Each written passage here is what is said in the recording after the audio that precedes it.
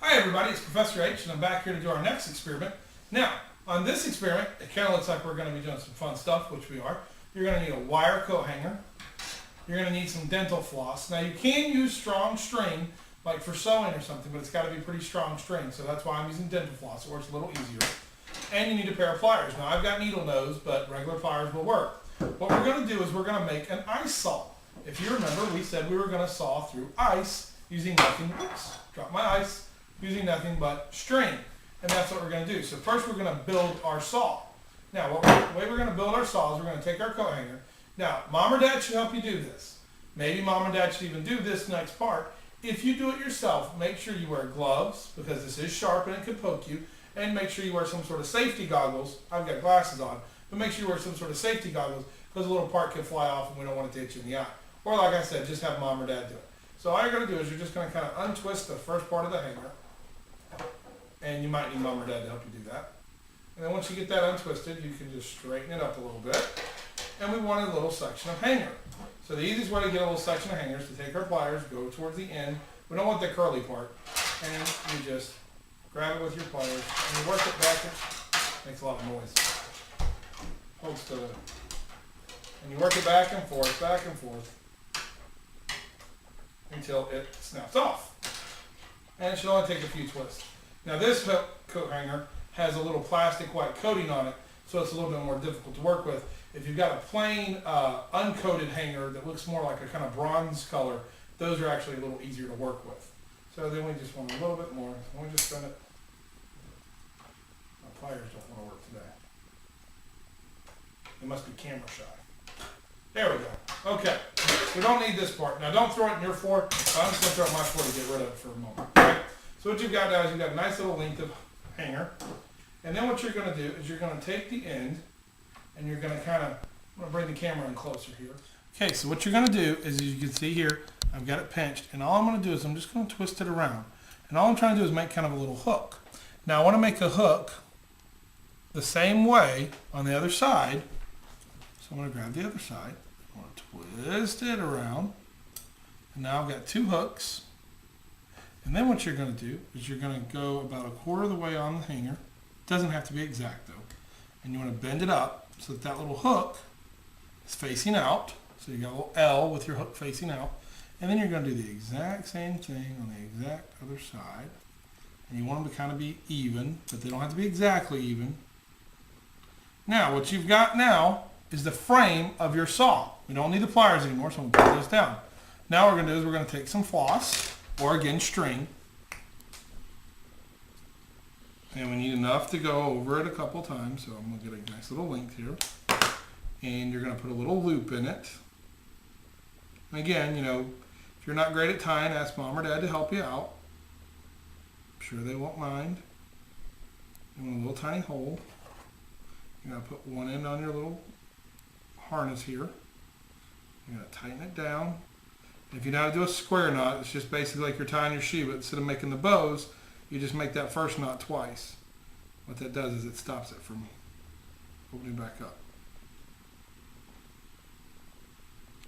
And as you can see here, this is not an easy thing to do. I'm purposely showing this on the camera so you realize, don't get too frustrated if you don't get it the first time. Just keep working at it until you flip that little piece of string in that hole and make it tight.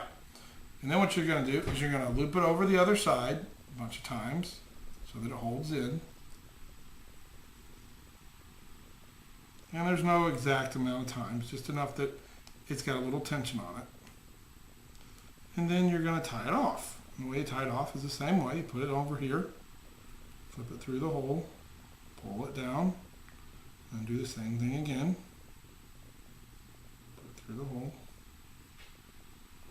Now, if you're really good at sewing, you probably can do this half the time it's taking me to do it, because it's the same kind of knots. Okay? So now we've got our little ice saw, and I'm going to now get my ice. Now that you see it, I'm going to go through these instructions one more time. So you've got your length of wire coat hanger. You're going to twist a hook into each end, and then you're going to attach the floss across the body of the two hooks. And again, it doesn't have to be super tight, just a little tight. And it doesn't matter if you've got some string hanging off, that's perfectly okay. So I want to make sure you see the little ice saw very well. And now I'm going to get the ice and we'll start the next part. Okay, So I've got my ice saw, or I should call it my string saw, because that's what we're actually going to do the cutting work, is this little string here.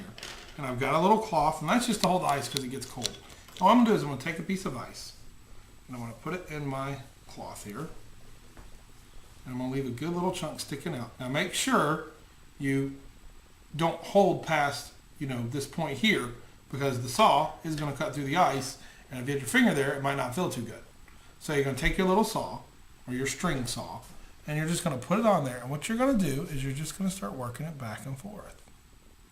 And you can work it slow, like I'm working it, like this, full, nice strokes, or you can work it real. Whoa!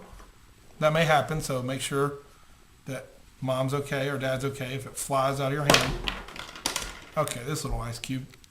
But you know what? I got more ice. Okay. I can get a better grip on this one anyways. So if you work it real fast, what's going to start happening?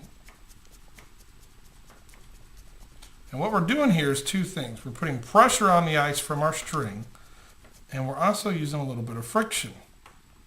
And between the two, what's actually happening is the ice is actually melting right at the point of contact. And then as it goes through it, it's sort of refreezing right above it.